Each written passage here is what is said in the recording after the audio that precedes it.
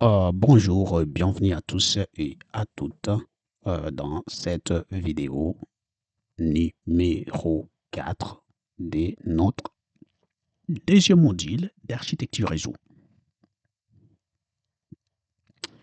Nous allons voir aujourd'hui, comme toujours, nous sommes depuis 4 vidéos maintenant sur le modèle réseau et on parle ici des modèles OSI. On essaie de comprendre les 7 couches de ce modèle et là, nous passons sur la couche numéro 4 intitulée la couche de transport. Maintenant, nous allons comprendre comment fonctionne cette couche, à quoi elle sert et c'est quoi cette couche exactement après les trois premières couches, dont la couche physique, la couche liaison de données, la couche réseau. Maintenant, voyons la couche transport et ses particularités, aussi son importance. Maintenant, avant d'entrer dans le vif du sujet, je vais passer mon générique et je vous reviens dans quelques instants. Mes chers amis, c'est parti.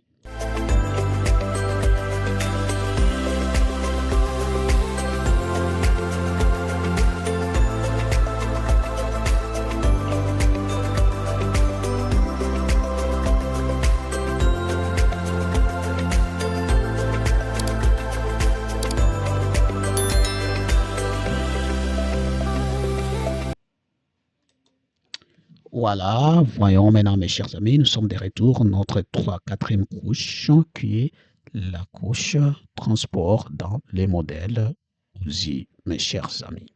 On a vu dernièrement notre couche réseau où on a parlé de l'adresse aussi IP, IPv4, SMP, on a juste, ça n'a pas été une vidéo, on avait tout expliqué. Voyons maintenant notre couche des transports qui est la couche numéro 4. dont on appelle Transport Layer. Ça, c'est couche 4. Et c'est quoi cette couche? Maintenant, après avoir vu les 3 premières couches, voyons la couche 4, qui est la couche transport.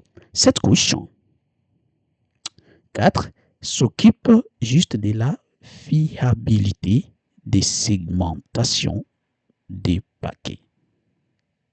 Il s'occupe de la fiabilité de la segmentation des paquets pendant le transport de ces derniers. Donc, cette couche, comme on vous avait dit, on commence d'abord par les signaux lumineux, électriques ou radio que nous envoyons depuis nos cellulaires sur le réseau.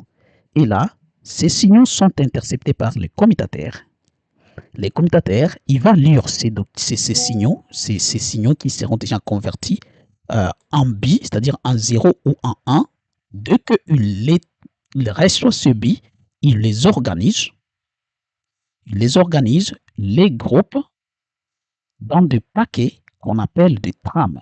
Et sur ce paquet, il va donner l'adresse source et l'adresse de destination. Maintenant, si vous envoyez ces paquets sur un autre réseau qui n'est pas le réseau local, à ce moment-là, qu'est-ce que le commutateur lui va faire? Il va essayer de chercher dans sa table MAC, comme je vous avais dit dans la deuxième vidéo, et dès qu'il ne trouve pas l'adresse MAC du destination sur sa table MAC, à ce moment-là, il comprendra que ce paquet n'est pas peut-être destiné à son réseau local. Et là, qu'est-ce qu'il va faire? Il va se servir, il va envoyer ce paquet-là, il va se servir de l'adresse IP de la machine et il va envoyer le paquet sur les routeurs. Et dès qu'il arrive sur les routeurs, là, on entre dans la couche 3. Et le routeur, lui, qu'est-ce qu'il fait à son tour? Il va regarder dans son réseau, est-ce que l'adresse logique des destinations que j'ai sur ce paquet m'appartient exactement. Ça appartient dans les réseaux que moi je contrôle. Et s'il découvre qu'il n'a pas ces réseaux-là, qu'est-ce qu'il fait lui? Il va envoyer ça à l'extérieur maintenant, vers d'autres réseaux qui sont à l'extérieur. C'est comme ça que ça fonctionne. Et donc à ce moment-là, ce que le routeur il fait quand il reçoit ces données-là, la première chose qu'il fait, il encore les réorganise, il y ajoute des adresses IP source, donc l'adresse IP de la machine qui a envoyé ou de l'appareil qui a envoyé ces paquets depuis le commutateur. Ensuite, il met l'adresse IP de destination, il encapsule toutes ces choses-là avec toutes les adresses. Après, il regarde dans son réseau, il trouve qu'il n'a pas de l'information. OK, il envoie ça dehors, à l'extérieur, vers des réseaux externes. Et après que ce dernier arrive vers l'extérieur, que notre quatrième couche, lui, des transports, va aussi s'en charger. Mais pratiquement, on va comprendre comment ça fonctionne quand on va les montrer. Maintenant, notre couche transport, lui qui est la quatrième couche, lui va juste s'occuper d'organiser le paquet qu'il va recevoir depuis le routeur. Il va encore les réorganiser. Et au lieu maintenant, au lieu de les grouper, c'est très important de le comprendre, au lieu de les garder comme ils sont, il va encore les couper en plusieurs petits paquets ou gros paquets, ça dépend, plusieurs petits paquets. Et ces petits paquets, c'est ce qu'on appelle des segments. Il va les couper en plusieurs petits paquets qu'on appelle des segments. Et c'est ces segments-là que notre couche transport va essayer de transférer vers la destination. Et on va comprendre ce que ça veut dire. Dans ce cas-là, l'unité de ces données que cette couche de transfert, des données de transport, transporte, ce sont des segments. Parce que c'est cette couche-là qui s'occupe des redécoupages des paquets reçus depuis le routeur en plusieurs petits paquets qu'on appelle des segments qu'il va maintenant transporter avec des numérotations 1, 2, 3, ainsi de suite, il envoie à d'autres. Voilà ce que fait notre couche de transport, mes chers amis. Donc, son rôle, lui, dans le réseau, c'est de faire quoi? C'est de garantir la livraison. Non, parce que ce n'est pas forcément de garantir, parce qu'il y a d'autres manières de transport qui ne garantissent pas la livraison. C'est pourquoi on dit un nom et on va voir tout de suite, là, tout à l'heure, c'est quoi? C'est des manières d'envoyer, là. C'est de garantir ou non la livraison des données de bout en bout. Ça, c'est d'abord son rôle. Donc, quand les données sont envoyées dans les réseaux, notre couche transport, lui, il s'assure que les données sont bien envoyées, ont bien quitté la source et sont envoyées à la destination. Mais ce n'est pas forcément tout le temps possible, mais dans certains cas, oui, mais dans d'autres, non. On va le savoir pourquoi et comment. Ensuite, il fait quoi, lui, cette couche-là? Il va d'abord segmenter les données. Ensuite, il va les numéroter avec des numéros 1, 2, 3 jusqu'à l'infini, jusqu'au nombre. Ensuite, il va mettre les contrôles, contrôler les flux de congestion. Donc, qu'est-ce qu'il fait? Qu'elle fait encore ce proto? C'est vraiment une couche très importante. Non seulement il segmente le paquet qu'il a reçu depuis un routeur, il va encore reçu les numéroter. Donc, le numéro 1, c'est celui-ci. Le numéro 2, quand il les coupe, là, il les numérote. Pourquoi il les fait? Parce que quand les paquets vont arriver à la destination, il paraît que le paquet 8, le numéro 8, arrive avant le numéro 5. Donc là, à la destination, ça doit se savoir que non, ça c'est le 8, ça, non, ça c'est le 5. Et l'autre machine va s'occuper de réorganiser ces choses-là. Il va encore les réorganiser, les réordonner pour bien envoyer. C'est comme ça que ça se passe. C'est pourquoi il les numérote pour que ça se sache bien. Ensuite, il va maintenant contrôler le flux et la congestion. Donc, il va regarder le réseau dans le chemin. Est-ce qu'il y a beaucoup de paquets? Il y a vraiment du trafic réseau.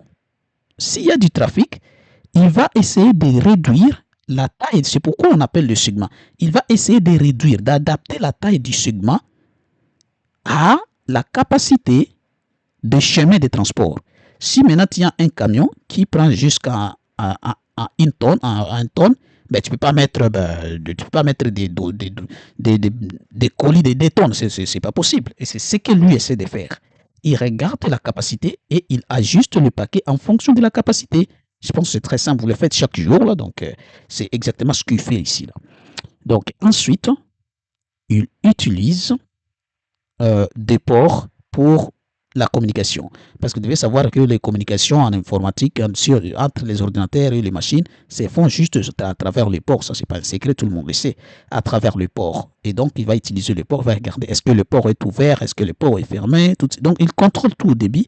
Et quand tout est OK, maintenant, il peut commencer à envoyer. Voilà les rôles de cette quatrième couche qu'on appelle couche transport, mes chers amis. Et quels sont les mécanismes utilisés pour cette transport de données? C'est ce qu'on a dit tout à l'heure. Nous utilisons les mécanismes que nous appelons aussi les protocoles. Ces mécanismes-là sont au nombre d'idées. Il y a d'abord le TCP et il y a le UDP. Et quand on a dit qu'il s'assure de transferts fiables ou non, c'était en fonction des CD, des CD protocoles. Le premier, lui, il s'occupe de la fiabilité orientée vers la connexion. Le deuxième, il s'en fout complètement de la fiabilité. Donc, lui, il ne garantit rien. Il envoie et si ça se perd, c'est ton problème. Lui, il envoie et si ça se perd, il va encore renvoyer. C'est ça la différence. Donc, ensuite, on peut voir les exemples. Le TCP est utilisé pour le web, par exemple. HTTP, si tu cliques, tu vas sur Amazon. Là, c'est le web. À partir de là, je ne dis pas dans ton cellulaire, sur un ordinateur, là, tu n'as pas l'application Amazon, mais tu cliques juste, tu écris www.amazon quelque chose. Bah, c'est le TCP, c'est celui-ci qui s'occupe là, c'est le protocole TCP qui va récupérer toutes les données de l'Amazon et te les cracher sur ton écran. C'est ce que je veux dire. Et puis, afin d'éviter le perte des données. Et donc, tu ne peux pas accepter, toi, quand tu vois Amazon, et tu vois le logo, il y a un vide au milieu, puis tu vois à la fin, tu vas quand même être, tu seras mécontent, tu vas te fâcher. Maintenant, c'est lui qui s'occupe de la garantie, de la présence de toutes les informations pour que ça s'affiche, pour que tu sois content. Ben, c'est le protocole TCP qui fait ça. Du coup, je transport. Je pense que là, vous comprenez vraiment où on va avec ça. Et donc, le UDP, lui, au contraire, lui, il est utilisé pour des visioconférences, pour réduire la latence. Et voilà maintenant l'usage de lui. Lui, il s'en fout, il ne dit rien. Lui, il continue, il envoie des données sans rien demander, sans rien dire. Pourquoi, en quoi lui, il est utile? Il est utile quand tu fais ton live sur TikTok, là. Tu fais ton live sur TikTok. Tu veux que tes abonnés te suivent en temps réel et ils t'écoutent, là. Tu ne seras pas content quand toi, tu parles et puis eux, ils n'écoutent plus rien, là. Tu as déjà parlé, tu as déjà prononcé 50 mots et puis c'est là, ça tourne et puis ça arrive à un seul mot, les autres sont perdus. Ben, tu vas te fâcher. C'est ça la faiblesse de TCP, mais aussi la force des UDP. Voilà la différence.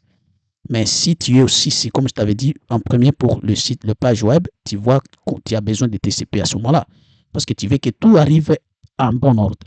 Et pour le UDP, quand tu fais ton live sur TikTok ou sur YouTube, tu as besoin vraiment quand tu parles et que les gens commencent à t'écouter en même temps. Tu ne veux pas qu'il y ait encore des retards et on va commencer à entendre qu'est-ce qu'il a dit, Là, ça ne marche pas. Là, on a besoin des UDP. Voilà les deux. Il y aura aussi une vidéo dédiée pour expliquer en long et en large ces deux transports. Voilà. Je pense que ça faisait tout pour notre couche transport et la prochaine vidéo, on verra notre couche session et après, on va voir les autres et les autres jusqu'à la fin. Mes chers amis, je vous dis merci de m'avoir suivi et d'être ensemble avec nous de le début jusqu'à la fin. On se voit à la prochaine. Bye.